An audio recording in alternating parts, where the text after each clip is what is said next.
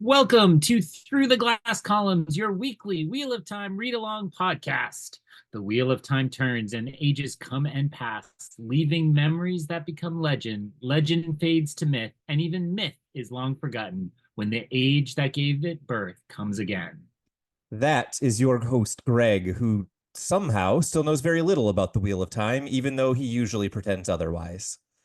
And that is Tylor, our resident expert, who makes sure you know how much he knows about the Wheel of Time. It's a lot. Join us each week as we continue our journey through Robert Jordan's great fantasy epic, exploring the books, the television show, ill-advised discussions of visual media on a non-visual podcast, and so much more. Although actually not, it's just that. Yes, all that and actually nothing else as we travel on, and I know what this means now, through the glass columns. Yeah, he really doesn't know all that much. No, you don't know that much.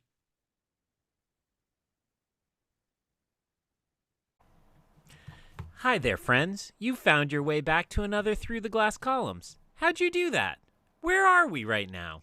Well, I'll tell you, we are smack dab in the middle of Lord of Chaos, Book 6, as I check the cover of the Wheel of Time series. And today's episode is focused on Chapter 27, Gifts, and Chapter 28, Letters. I, of course, am your host, Greg, who has run so far out of new ways to do these introductions that I struggle every time. And I am joined by Tylor. Tylor, what's going on? I am feeling smugly superior about the fact that I do the intro the same every time. That's what's going on. I am actually very curious what your take on these chapters was. We normally have a discussion before we go on air. Will this be a long one or a short one? Let's let the audience in on this discussion for today, because I am genuinely conflicted.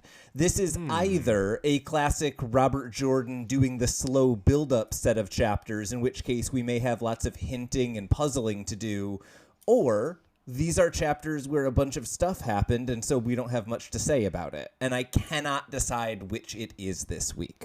What are your thoughts on this? I thought these were a couple interesting chapters, and I hate to be this guy, but I think I might just split the baby on the question and say I think it's kind of right down the middle, because I see some conversations coming where I'm like, who's that person again? Help me out, buddy. I did actually look to the glossary for one character name because I was trying to remember, and it was not there, because I don't think they really do character names back there. Only ones that you've known for like multiple books, usually. Yeah. And so there was a little of that. And then I will say, of the two chapters, I was like all into the first one. I thought it was really cool. I thought the staging was cool. I thought the reveal of the second part was cool. And then the second one, I was like, I don't even know what I'm supposed to be taking here. So maybe that's why I'm splitting the difference there. Well, in that case, why don't we get into what you think apparently is the more interesting of the two chapters, and then I can tell you why you're completely and totally right. Chapter 27, Gifts.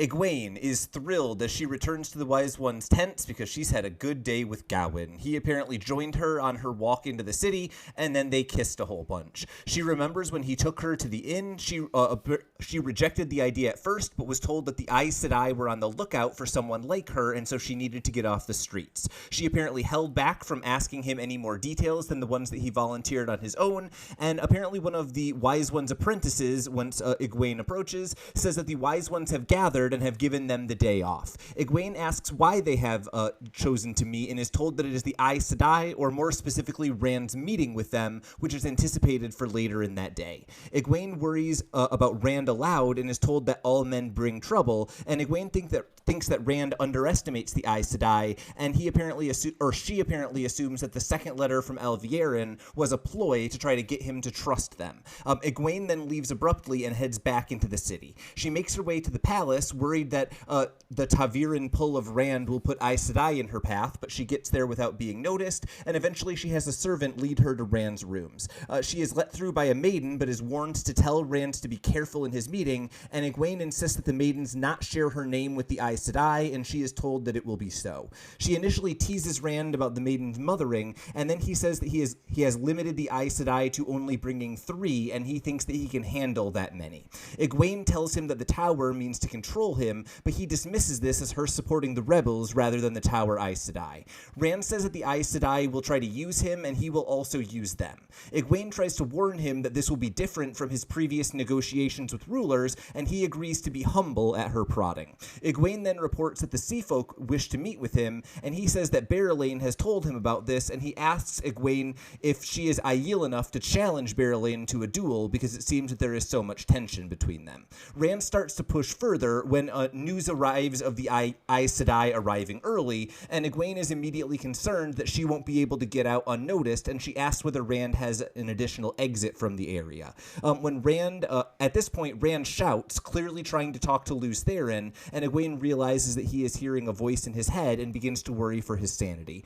Rand quickly moves her into the corner and then does something that makes her invisible as long as she stays still, and he calls for the Aes Sedai to enter, and Egwene immediately becomes nervous, being so close both to Saidin and to women who potentially could take her back to the tower if she is noticed. The women, all notably not in their Aja colors, are Coirin, Nessun, and another that Egwene doesn't know, and the servants with them who bring in 2 large and apparently heavy chests. The 3 Aes Sedai channel as Rand carefully checks the servants to make sure that they don't have Aes Sedai faces, and at this point Rand tells them to never channel around him, and when they continue, he insists again.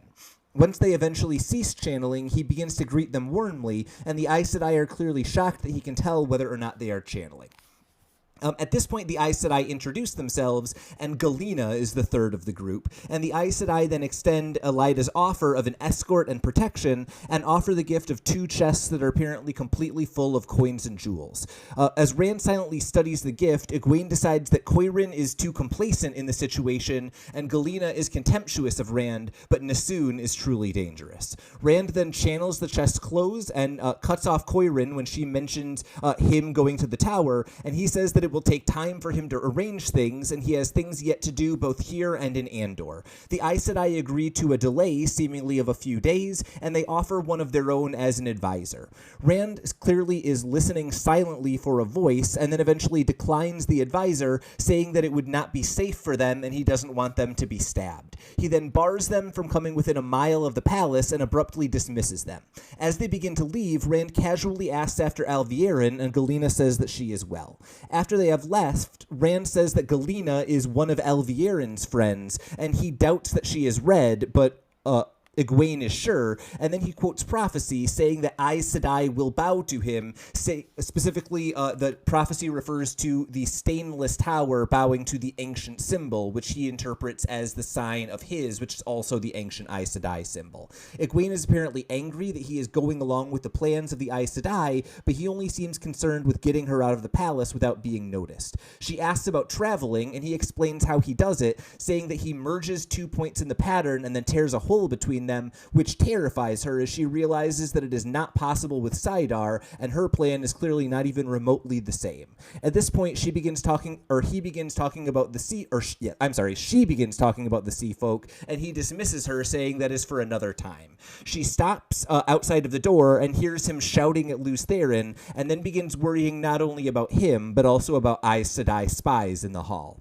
We then switch to Nessun's point of view, who thinks on Rand after their meeting, and also about her collection of dead animals that she's been accumulating. At this point, Coirin asks about Alviarin, and Galena says that she doesn't know her well, but wanted to give the impression that she did, and then Galena worries that Rand can detect channeling, and at this point they discuss the other person who was in the room, because just as Egwene could detect that the women could channel, they could detect that Egwene could, even if they couldn't see her. Galena thinks that this is proof that Moraine is still around, but the others say that it is possibly either the Green or an Aiel. At this point, Nessun thinks about the paper that she will write about Rand and how it will be grand. I don't really have a whole lot to say about the end of that chapter, but the beginning of it, oh, there's some good stuff here, Greg. What did you pick out from gifts? Yeah, there's a lot going on in listening to your your description again, it was like, oh yeah, there's kind of all sorts of threads dangling there that the characters don't tug at, and we will likely tug at more than the characters, but there's a lot going on here. So just kind of a couple broad observations from my notes. It again is really helpful to see how Rand appears from a perspective not inside his head. Yeah. That, this waiting for the voice to speak and so on, it makes him feel very unstable. And then in general, it was one of those confrontations that happens not just in fantasy books, but, a lot of political thrillers and spy movies and stuff, where you realize everything said is fake and everything behind the scenes is like they are playing all these different levels that matter so much more. And so I thought it was helpful to kind of get a little bit of how Egwene was reacting to Rand doing that, and then to get the reveal of how the other side was doing it was equally helpful. Yeah, and I think as much as you're saying it was really helpful to see Rand from the outside to evaluate his level of sanity, and we definitely have to talk about that, I also think it was really fun to see Rand from the outside to see just how politically savvy he is. Like, Egwene is not by any means, like, completely out of her depth here, but Rand seems to be just a step ahead of her in a lot of places in this chapter, and it's kind of fun to see that without him kind of thinking his way through Moraine's advice in his head, as we've seen a lot in the past couple books. I think we do probably need to start at the beginning of this chapter, however, and acknowledge that Gawain is a thing, and Egwene, I think, is admirable in continuing to not pressure him for information, and otherwise they kiss a lot. What do you have to say about it?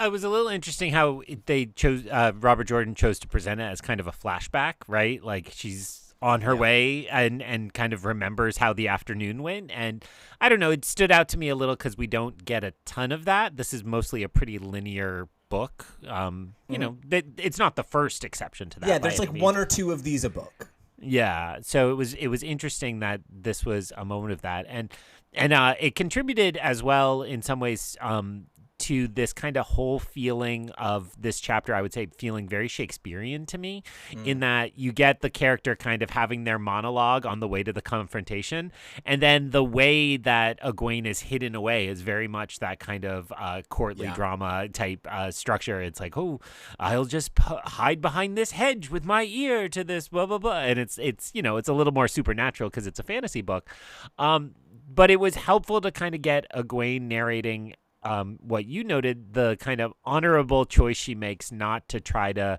press for information. And the idea that, there's another Shakespearean thing, because it's almost like they're star-crossed lovers. They're on the opposite sides of this divide, and the solution, as far as they see it, is just to not engage each other on that topic. But, for anybody not a teenager making out with their crush, it's like, yeah, that's not sustainable, team. Yeah, it's really not sustainable. I don't know whether we have any teenagers listening. I doubt it. But please, please, solid foundations for relationships. Just thinking They're about really the weird helpful. Teenager who's like, you know what I want to spend hours doing? Listening to two middle-aged dudes, one who barely remembers what he read 2 days ago. But go on. I mean, that's all I wanted when I was a teenager.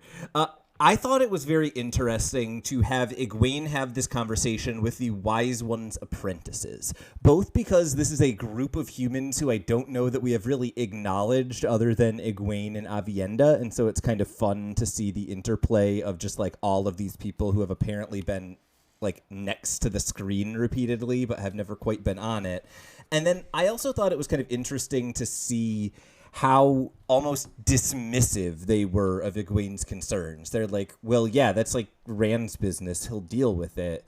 And it makes me wonder to what degree Rand should be kind of trusting the Aiel to follow through with all of these things when they really do kind of have like a, if you screw around, you find out kind of attitude towards their leaders, it seems.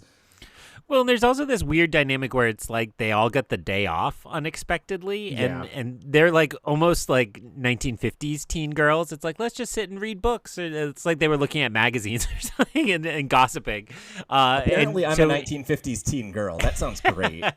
I mean, I think that's what I did when I had a day off last week. So, but it was like it was kind of unusual to get a kind of shared perspective on like, yeah, the wise ones do kind of suck in some ways, right? Like, Yeah. not really that serious, but like I mean, I talk about this all the time because like modern students don't talk to each other in the 10 minutes before class starts. They're all in their phones Yeah. checking social media for their high school friends and then being lonely that they're not with those friends.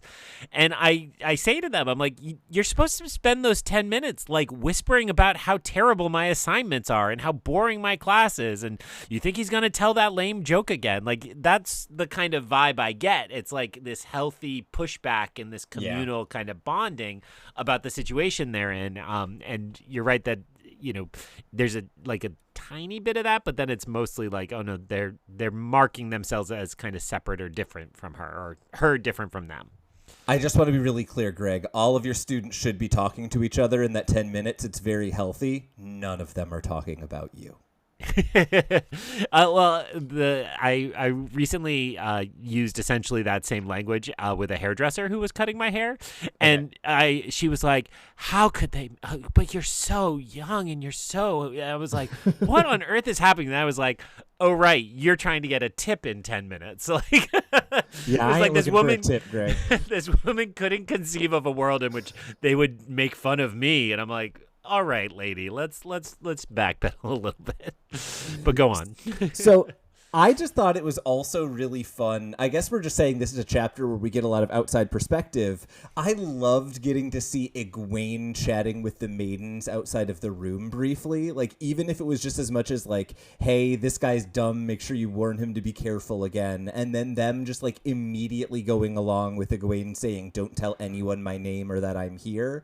Like, it's a very different side of the maidens than we see with Rand, where they very frequently kind of like have their quills up and are ready to argue with him about everything.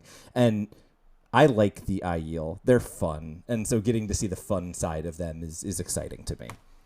I liked that, like that bond as you just described it. It's like, yeah, we're the ones in the real power, and we understand things in a way the doofy guy doesn't, right? I mean, it feels like a sitcom trope in some ways, but like it works because it's like, you know, a level of trust, and you know, you imagine all of them have started to see Rand unravel a little bit is why they might be extra cautious. Yeah. Oh, and I think that it was very interesting, both here and in the next chapter, where we'll probably talk about it more, to get to see that Aiel maiden mothering from the perspective of someone who has a more balanced idea of what it looks like, as opposed to Rand, who clearly like just does not like it for obvious reasons. Egwene is kind of able to evaluate whether it's productive or whether they are, you know, making sense in the way they're doing it. And she seems to approve. She's like, awesome. He's got a bunch of people who are, you know, taking care of him. And she seems to think that's just a good thing. And I kind of believe her. We then get to the first of many times in this and probably the next chapter, if you haven't read, that Lews Therin jumps in. And this was the one that I thought was maybe the most interesting from my perspective, because it is Rand shouting at Lews Therin in the middle of the conversation, and then Egwene very directly thinking about the implications of what it means that he is shouting. And I thought that was kind of exciting to get to see someone grappling with it as opposed to just observing it. I don't know how much we say about it here versus later, but it's your thoughts, what you want to say about Rand and Lews Therin at this point. I'll just say, I would note it's not dealt with in like a tone of surprise. It's like, oh, this again, right? Yeah. It's more that attitude. So it again shows, you know, again, partially because of our format, it's sometimes hard to tell how much time is elapsing within the novel. And so it's like, oh, but none of this is like, it's been like ticking upward slowly and like a roller coaster or some such. Something along those lines. It is worth noting, this is a book more than any other that like every 4 or 5 chapters, it's like, okay, 8 days later. And so this book is taking up a pretty substantial chunk. I'd bet we've probably already had a month and a half of time pass in the 20-something chapters that we've read so far. At this point, they get into a very brief argument in which she is kind of trying to get him to be humble and calm and not kind of attack the Aes Sedai immediately. I thought it was really interesting that he kind of dismisses her concerns as you're one of the rebels, you just don't like them because they're the Tower. And then he immediately gives her this like fly on the wall, you get to watch without them knowing you kind of thing, right?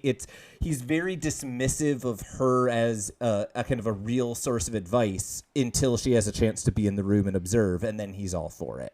I didn't know if you observed that leap the same way, or if you just want to jump to, hey, cool, he can do invisible. I mean, it was very quick and sudden. It was definitely one of those moments where I was reading and then, was suddenly like, wait, what just happened? And went back and went over, and then, it spells it out. It was my poor reading more than any flaw in the novel. But it was like, oh, cool. And again, a little bit Shakespearean that she gets to listen in. And at the time, I assumed completely unobserved. We now know by the end of the chapter that they at least were aware there was somebody who had the power behind the hiding behind the disguise. I don't even just know. Just say behind the curtain. We can make it into an Oz reference. It's fine. And so that was fun. And again, it does show, I think Rand and Egwene still have a little bit of the, I can say whatever I want to my family member, but you don't get to make fun of my family member. Yeah. Right. And I respect that, right? Like that tends to be the relationship, for better or worse, I have with my friends. Like, I will swear up and down about all of you, but then if somebody else talks crap about it, it's like, no, you don't get to say those things. So 100%. You don't know how many people I've punched because only I get to call you an asshole, Greg. I thought it was kind of really interesting that we get these Aes Sedai who arrive, and immediately it's not something that I think is obvious on first glance, but none of them are wearing their correct Aja colors. Most Aes Sedai normally wear the color of their Aja. None of them are doing so. And I think it's especially notable the three colors they pick to wear, blue, green, and brown, are the three Aja that Rand has had significant interaction with in the past, right? Moraine was a blue, Varen was a brown, and they believe that there is this green, who we know is actually Egwene. So I think there's a very kind of subtle, strategic, a lot of little decisions the Aes Sedai are making to try to come across as friendly as possible to Rand. And I don't know how much he's picking up on them, and I'm also curious how much a first-time reader is picking up on them. Well, they all feel like I actually don't know where these originate. Oh God, it might be Trump's book, but the subtle psychological things to do when you enter a business negotiation, right? I think I mainly remember this from The Office, where it's like you set their chair lower and you blah blah, right? Like you let them have the first word and those things. Yeah. It feels like that level of psychological game where they're like controlling the edges.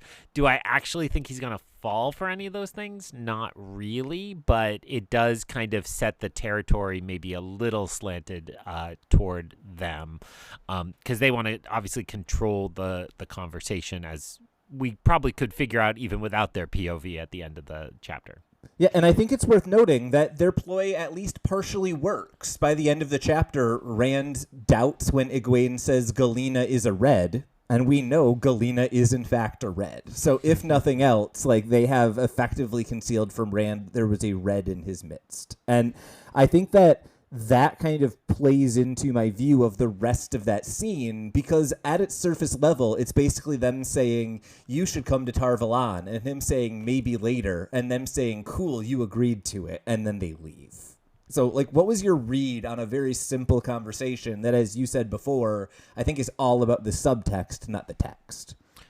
I think it was one of those cases where Rand agreed to nothing he wasn't already planning to do, and they got confirmation that the things they expected to happen would. And so, as you just described it, both can claim victory, even though all they did is just like confirm what was always going to happen, right? Yeah.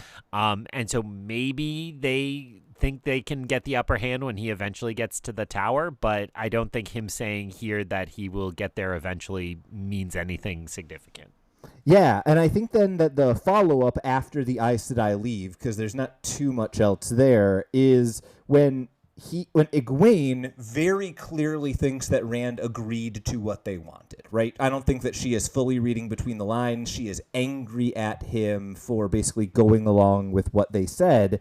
And he basically puts them out of mind immediately. And so I'm curious, you said that you kind of thought he didn't agree to anything he wasn't already going to do. What is your thought on how this develops then? Do you think that these Aes Sedai get frustrated by him repeatedly putting them off? Are they okay with longer delays? Do you see him going to the tower sooner than we had previously anticipated? It feels like this is set up for something. I want your, and then I think it might. I think he always knew that the road to the last battle eventually involved him dealing with the tower. I mean, the evidence is in this chapter. He says the prophecies say they'll kneel to him, right? Yeah. And I don't think he cares if that kneeling comes from like careful or like kind acquiescence or like, you know, submission to a power after a battle, right? Like the subsuming of a power. So I think, you know, I did find myself thinking map-wise. He says, I think at one point in this chapter, like, "Oh, I got to take care of Andor and a few other things, and then I'll get to you when I get to you." But I kind of think of it as a good risk strategy. He's essentially running the Australia strategy on the risk board, right? He went off into the waste and kind of built up his armies, and now he's starting that march across. And so we know he probably highest priority is to take care of Samael's forces in Tyr, right? Yep. And so that to me feels like Ilion next to Tyr. Ilion, yes. Let me take care of that.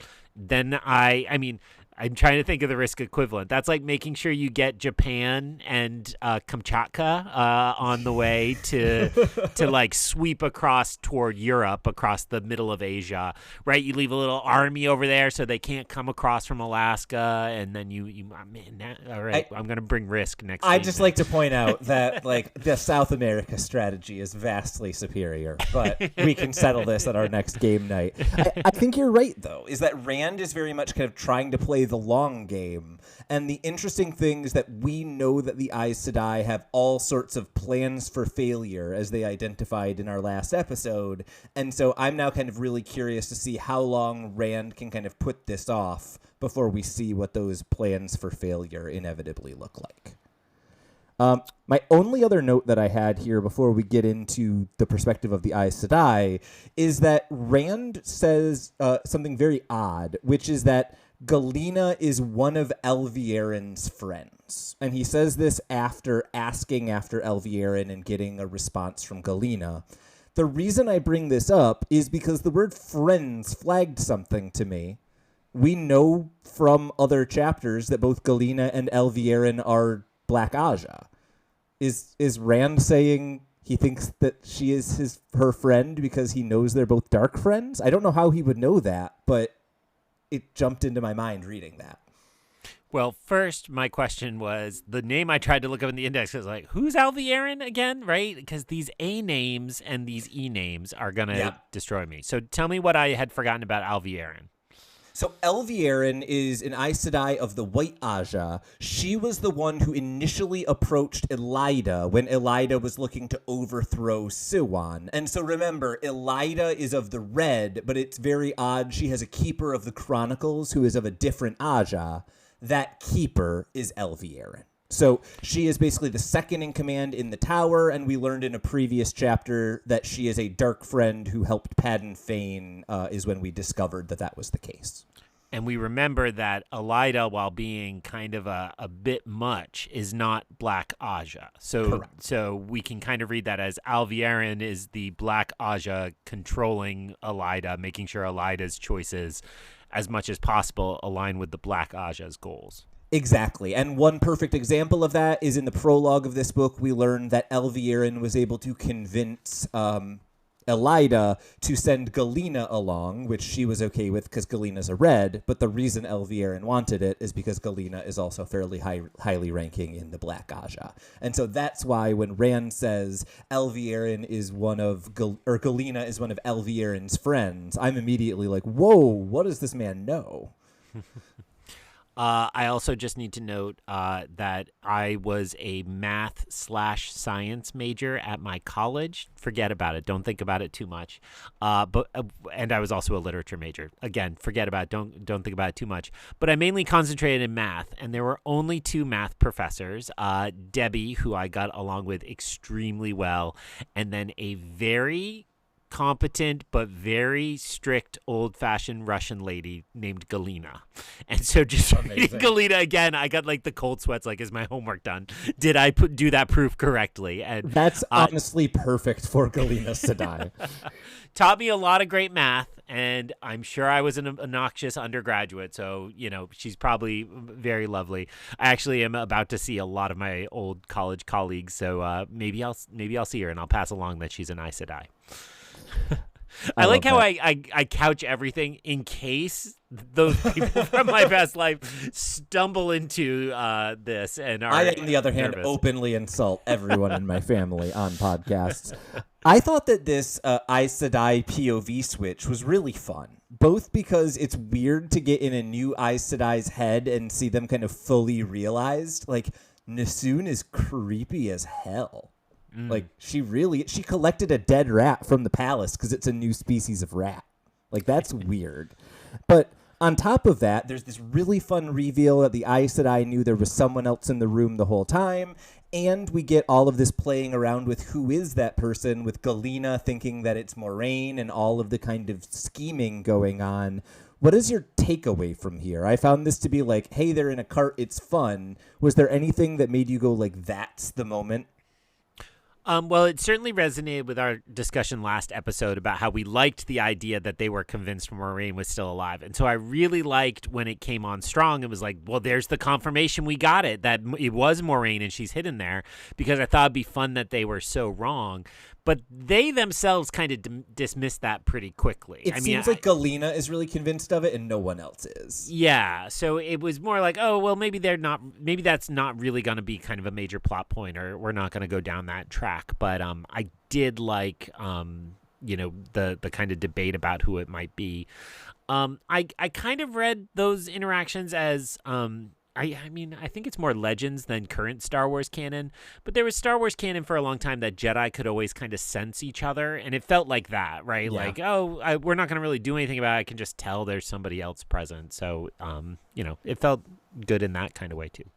Yeah, and I think it's a really interesting kind of parallel. I really like how Robert Jordan kind of shows us that the power works very differently for men and women. And this actually ties into a scene that we saw a little bit earlier from Rand's POV, or maybe that's in the next chapter. Either way. But there's this... Now I have completely lost my train of thought, even though I had something really smart to say. I'll get it later. All right, we'll go into Rand's POV next chapter. Yeah, more delicately anyway. Sorry, that completely got away from me there. I do just really love Nassoon. It's just a fun perspective to be in, and I'm kind of left wondering how all of these different Aes Sedai's individual plans overlap. Right, Nassoon is just very, very sure that her paper on Rand is going to be the definitive thing, and Galina in a previous chapter is very confident that she will take charge later on and do what she wants, and I'm really curious to see how much this actually is a unified front once we get a little bit further in. Yes. Well, I also need to play the dumb name game with Nassoon, because I've been binging recently some of the SNL 50th, and I was reminded of cast member Nasim Pedrad, and I go back to Don Pardo every week going, Nasim Pedrad, and it made me want to just go, Nassoon, in my best bad Don Pardo impression. But anyway... That's incredible. Letters. Rand is sure that Lews Therin is there and spends the rest of the day more or less manic, bothering all of his advisors, and as the day goes on, his anger grows. He shouts at several of the nobles, and eventually at the end of the day, he dreams of running from the Dark One, and in the morning, he realizes that what he's really running from is his feelings for Elaine and Avienda. He heads towards the traveling chamber so he can go back to Cablin, and he is given a letter from the Sea Folk. He takes takes it and puts it in his pocket, and then travels to Camelin, and when he arrives, he can immediately feel that Alana has been crying. He wishes that he had Tom's advice on Aes Sedai and what to do with the bond, and he knows that if he finds Elaine, he will find Tom too, and so he goes about his original plan. He then goes to his bedchamber in Camelin and is confronted immediately by a nude Avienda, and the maidens who are with him find this hilarious. As he is teased by the Aiel, Luz Theron begins speaking, first about death and then asking where he is. Rand replies, saying that Luz Theron is in his head, and Luz screams that he is himself. At this point, Rand, clearly having been staring off into the distance for quite some time, is shaken by Avienda, and then she and the Aiel are clearly concerned about him, but dismiss it quickly once he says that he was just thinking. Eventually, Avienda says that Rand has told to her for leaving Camelin without her, and then the maidens with him agree that they will not allow Rand to leave without letting her know that he is going. Rand seems a little bit offended by this, but she doesn't seem to understand why that would possibly be the case. At this point, the main maid, Reen Harfer, arrives, reporting that there has been the arrival of many High Lords in the city, which Rand takes as good news, and then also a letter has arrived from the Sea Folk, which Rand opens, and he forgot that he missed their meeting he scheduled the last time he was in Camelin. He then also reads the other letter from the Sea Folk that he got in Cairhien, and both of them are extremely terse and don't seem to suggest any good or bad news, but he is pleased to tell Avienda that at least it is definitely not bad news. At this point, he notices that someone else has brought him a letter, and it is Sulin, who is dressed as a Camelin servant, complete with a skirt. Sulin refuses to answer Rand's question of why she is dressed the way she is, and Reen Harfer seems upset, saying that she knew this was that this wouldn't work. At this point, one of the other maidens explains that Sulin is trying to meet her toe, and she is acting as a servant because it is one of the few things she could think of that is more embarrassing than what she did to incur the toe. Rand remembers Sulin speaking to a Gai'Shane as a maiden and realizes that this is why Sulin has committed to this plan. Rand says that it is his fault, which is apparently a big faux pas among the Aiel, and then he asks whether he has toe to Sulin, but asking about a toe is even worse, and he realized that not only has he embarrassed himself, he has also embarrassed Avienda by not knowing about Giato, despite the fact that she is his teacher. At this point, he opens the cryptic letter from Aleandre, which he deduces is intentionally cryptic to avoid notice from Mazima and also the White Cloaks. He worries that he has missed something in the letter, and then suddenly Rand realizes that there is a gray man in the room. The gray man is quickly killed after Rand captures it, but there is a bar of fire which was thrown by Mazrim Tayyim, who suddenly enters from the porch. Rand is upset, saying that the gray man could have been captured, but Tayyim seems familiar with gray men, referring to them as the Soulless, and he says he came to Rand's balcony with news that he has found a powerful channeler, not a Forsaken, unless he says they have taken the form of a 20-year-old, and Tayyim then says there have been many changes at the school, and he hopes he visits. At this point, Luz Theron chimes in, saying he wants to kill Tayyim, and Rand begins to feel weak and worried that Luz Theron apparently tried to take over and channel when the gray man was in the room. Rand then wonders why Tayyim hasn't suggested attacking Samael, given he was so gung-ho about attacking the Aes Sedai, but Tayyim is apparently worried about wards and traps. Rand then tells Tayyim to go back to training at the farm, and then he begins to worry why Luz Theron wants Tayyim dead. Rand realizes that his guards are ashamed that they failed to stop the Grey Man, and Rand says to keep the attack secret so that no one knows about it, and they seem relieved by this and tell them that they have tow to him. He tells Avienda that he can talk in the bedroom, and she freaks out about this and insists they must stay in the current room even though there's a dead body in it. She says that Giato is who the Aiel are, and he has shamed her deeply in their earlier conversation. At this point, they start to have a conversation, and as they do, they get closer and closer, and he starts looking in her eyes, and eventually she gets flustered and flees, and Rand is left alone with the Grey Man, and when the servants enter, he is laughing to himself. We then switch into Padden Fane's POV as he studies his dagger, thinking that it is now a part of him. He sees a broken Murdrail who follows him and starts to think about how he has hurt Rand from afar, and in particular, he thinks that his link to Rand has changed as it is now being shared with someone, and he thinks that he has altered both Elida and Pedron Nial so that they will never trust Rand again. At this point, some dark friends enter, calling him Mordeth, with news of the Grey Man apparently attacking Rand, and Fane is angry and uses some power he has on one of the dark friends, which he thinks will not be lethal but will break him. And when his mother begs him not to do so, he thinks that he can identify a dark friend and turn men if he needs to, and then he decides to rape the lady because Padden Fane wasn't evil enough. So other than a rough end to this chapter, I actually thought this was really interesting. There's a lot of things going on here. What's your take on letters? Yeah, I think I would characterize this as a mosaic, right? There's all these tiny little fragments of moments and different plot lines and events and such. And I think where I'm struggling with the chapter is I am not sure what the full picture of the mosaic is, right? Like, what did this all create? What are the takeaways from this other than these kind of small little fragments like, oh, there's a little over here, there's a little on this one, there's a little on that one. So that's what I want this conversation to cover is like, what does it all mean, Tyler? What does it all mean? Nothing. We just gotta have his day, man. We gotta figure out what went on.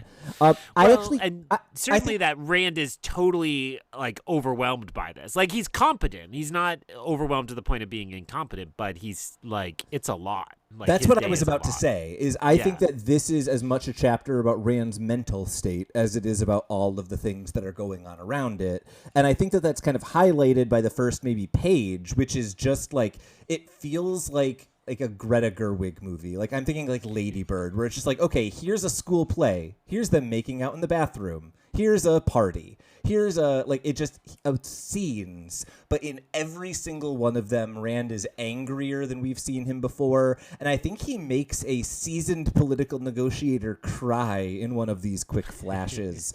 And I think that makes me really worried about Rand, who previously had been going through some really dark stuff, but was like a kind-hearted, good leader, and seems to have lost that entirely in the early part of this chapter. And then I metagame that to be like, well, is that just the lesson on leadership? Leadership makes you hard or requires you to be hard. I think I had hope at one point that Rand would kind of show this realm a new style of leadership and what was possible, but it feels less likely now. Well, and I think it's very telling, too, that as this is happening, the person who Rand starts thinking about is Tom. He thinks, I really wish that I had Tom because he knows more about Aes Sedai. He knows more about political maneuvering. And I think that it's very telling that Rand could be kind of hoping, he could be wishing he had Moiraine, or he has all of these kind of mentors in his past. And the one he's searching for is Tom, who I think is probably the character who Rand had the most emotional bond with, as opposed to a pure like teacher-student relationship he's had in many cases. Maybe Lan would be the other person who I'd put in that same kind of level. But I think it's very telling that he's not looking for the person who knows the most about his situation. He kind of wants a steadying influence more than anything else, it seems like. And yeah, I'm trying to think like in my own life, but also in stories, like when do you want your parent instead of your mentor? And it's often when things get really, really difficult because you go beyond I need better skills to my skills are not good enough. How do I I need emotional comfort to get over that fact, right? Mostly. Yeah, no, and I think that's it, is Rand is kind of at the point where he's actually, as you said, he's competent enough that he's not failing.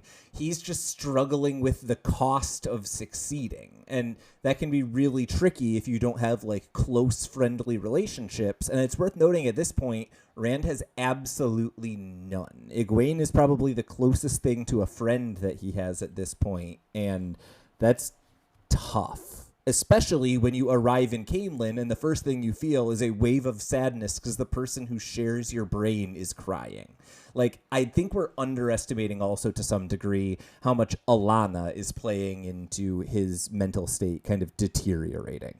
I either want you to kind of comment on that, or I think this is now the time to really be talking about Lews Therin. We now have the full picture, including, him apparently wanting to kill Mazrim Taim and seemingly responding to questions and thinking that he is still his own person. What's your take on this now that we've got the full picture? Yeah, I mean, so obviously setting aside questions of real life serious mental illness, there is that idea often in fiction where it's like somebody who asks if they're crazy could never be crazy because they're sane enough to be asking that question. And I felt like that was Rand for a long time, and Yeah. now it's like he's full on arguing.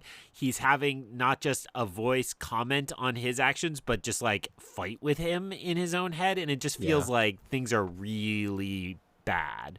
And so, as somebody who enjoys the character of Rand in doses, I would say it makes me wonder kind of what long term is this? Like, it doesn't feel like Lews Therin can just take over, but I'm seeing that as much more of a possibility now than I ever have before. Yeah, I think what was especially telling to me, it's actually a moment in the last chapter that I almost commented on and then wanted to have the context of Lews Therin trying to seize Sidene in this chapter.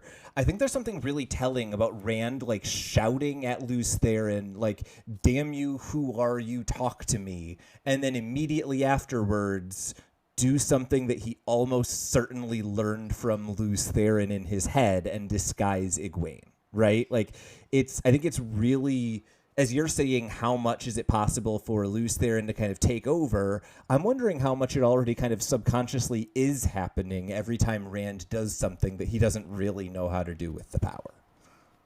Yeah, and so I'm thinking a little bit of it certainly isn't exactly like this, but I guess it's kind of like in fantasy or it happens in sci-fi a lot too, where like a character has lost their memory, and it's like they assert who they are or their rightful place in the prophecy or whatever the kind of bigger story is, and it feels like that isn't what's going on here, but it's hard to know how else this can resolve. So Yeah. I guess what I'm trying to figure out is like, I don't think this is about Rand rediscovering and like those chosen one narratives be like, I am Lews Therin, I am the one, I pulled the sword from the stone, right? Like that kind Right. of moment doesn't seem possible because it seems like we then lose Rand, who we are attached to and have spent a lot of time with.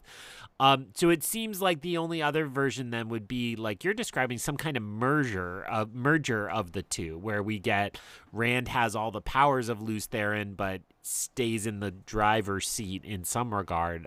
Or maybe we just lose Rand. Like, hey, wouldn't that be a cool twist for book 7 or whatever book? Yes. What a crazy twist that I can definitely confirm whether or not it happens. Sulin is wearing a dress, and that is interesting if you care about the Aiel. Honestly, I think that this is a like fun little moment to see a character who has just been like the fiercest, craziest fighter we've seen intentionally debasing herself to like make up for a debt. And then I kind of move on with it. I don't really have much to say. It was done. Any thoughts on Sulin? Not really. In my in my notes, it says a lot of Aiel stuff, ellipsis, which to me means like, yeah, it Fair. is. There's a lot of Jateau here, and Yep. I think this chapter has the moment where Rand's like, God, just people with their honor and nobility, plus the Jateau. He compares the game of Yeah. games, and he's like, man, he ends up liking the woman who sent the note just because it's like it's simple to read instead of this kind of complicated system. And I felt that moment a lot as a reader. I'm like, yeah, the Jateau is very, I kind of in my head mentally just be like, they're all extremely honor bound, and I should just remember it that way. But that masks some of these more nuanced moments. Yeah, and I think that especially the idea that Avienda now has kind of like a direct stake in Rand's understanding of Giotto is really crucial, right? Because from now on, his mistakes we should be evaluating don't just mean like, oh, he's a wetlander who doesn't quite get it. They also apparently have a pretty significant impact on Avienda's social standing. So seeing kind of how much he's able to pick up on these things is worth following.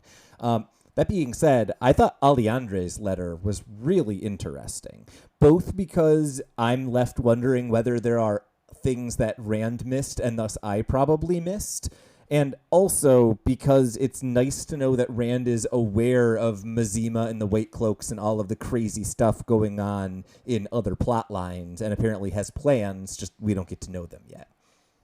felt like when or I don't even know if he revealed it.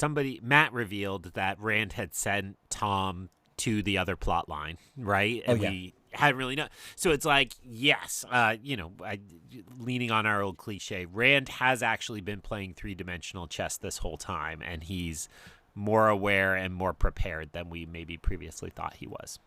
Yeah, and I think especially hearing Rand basically acknowledge, like, I'm aware of this, I have plans, and yet Mazima, real big problem, need to deal with that sooner than I thought, I think is both a good reminder and maybe a hint at kind of where his priorities lie. In particular, Mazima's doing things in his name, and he may not be cool with that. At that point, the Gray Man shows up, and it's a fun little action sequence that immediately makes me go, wait a minute, Mazrim Taim was there? And then it makes me remember when I was in like the 7th grade reading this book, immediately thinking Mazrim Taim was a Gray Man, because I wasn't very good at reading. What were your take on both this attack and Mazrim Taim's sudden appearance? Well, it felt like even Robert Jordan isn't very interested in it as a threat. I mean, I kind of liked if we'd kept him alive, I could have learned something, right? Like, it feels like that internet meme of, like, where the movie could have ended, right? And, the Star Wars one is when the guy's like, don't blast it, there's no life forms on board. And, if instead they just blasted that pod, then all of Star Wars is over. So I think that felt to me like, well, we could get some real answers, but conveniently we can't. I was more interested in Taim entering. Guy seems like a douchebag, right? Just like the kind of hot shot, I understand everything, I'm gonna just do things my way, wears thin on me quickly, and this guy has worn thin, but seemed notable. I mean, there's a joke about like, well, he can't just be a Forsaken, but also seems notable how advanced this guy is. Yeah, I wanted to point out that 1, he just happens to show up at the time that a Gray Man is here. 2, he calls the Gray Men soulless, which is not something that I think would be a common name that everyone would know. And 3, Lu's there and wants to kill him. I don't know whether any of those things are especially meaningful, but I do have to say, like, this is not my thought, and it was not my initial thought, but I remember the internet after this book being like, oh my god, why was Taim there at the same time as the Gray Man? Like, we should at least have a little flashing warning light, even if we're not full emergency. Noted. Cool. At that point, then, once Taim leaves, we find out that Rand and Aviendha like each other, like maybe more than just friends. Yes, naked time. Or that was earlier. Yeah, the naked time was earlier. This was Aviendha clearly being afraid of naked time. There is nothing funnier to me than Aviendha being like, nope, not the bedroom. Let's stay here with the dead body. Like, that, I think, tells you everything you need to know about where she is at. Well, and this is the wrong time to bring this up, but I did just want to note this one other note in my notebook of the Sea Folk, right? Because they get brought up both chapters, and they were in your summary in both chapters.